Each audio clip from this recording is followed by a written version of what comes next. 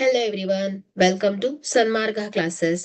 ವೃತ್ತಗಳು ಅಧ್ಯಾಯದ 32ನೇ ಪ್ರಶ್ನೆಯನ್ನ ಗಮನಿಸಿ.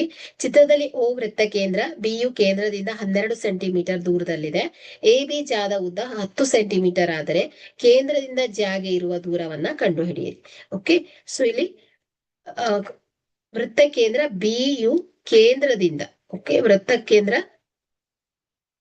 ಓ ವೃತ್ತ ಕೇಂದ್ರ ಬಿಯು ಕೇಂದ್ರದಿಂದ 12 ಸೆಂಟಿಮೀಟರ್ ದೂರದಲ್ಲಿದೆ. ಓಕೆ, ಅಂದ್ರೆ ಒ ಬಿ ಎಷ್ಟಿದೆ? 12 ಸೆಂಟಿಮೀಟರ್. ಎ ಬಿ ಜಾದ ಉದ್ದ ಎಷ್ಟಿದೆ? 10 ಸೆಂಟಿಮೀಟರ್ ಇದೆ. ಸೊ ಈಗ ನಾವಿಲ್ಲಿ ಕೇಂದ್ರದಿಂದ ಜಾಗೆ ಇರುವ ದೂರವನ್ನ ಫೈಂಡ್ ಔಟ್ ಮಾಡಬೇಕು. ಸೊ ಓಕೆ, ಇದು ಓ ಸಿ ಏನಾಗಿದೆ ಹೇಳಿ? ಪರ್ಪೆಂಡಿಕ್ಯುಲರ್ ಟು ಎ ಬಿ ಆಗಿದೆ.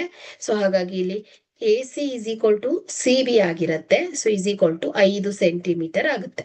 ಸೊ ಈಗ ನಾವಿಲ್ಲಿ ಪೈಥಾಗೋರಸ್ ಪ್ರಮೇಯವನ್ನ ಅಪ್ಲೈ ಮಾಡಿದ್ರೆ ತ್ರಿಭುಜ ಒ ಸಿ ಬಿ ಅಲ್ಲಿ O B square is equal to O C square plus C B square ಆಗುತ್ತೆ.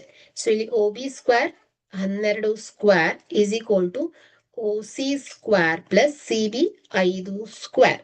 ಸೊ 12ರ ಸ್ಕ್ವೇರ್ ಏನಾಗುತ್ತೆ? 144. O C square plus 25. So O C square is equal to 144 minus 25.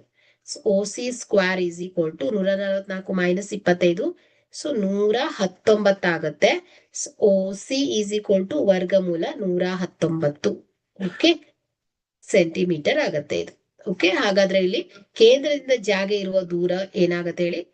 ವರ್ಗಮೂಲ 119 centimetre. Thank you.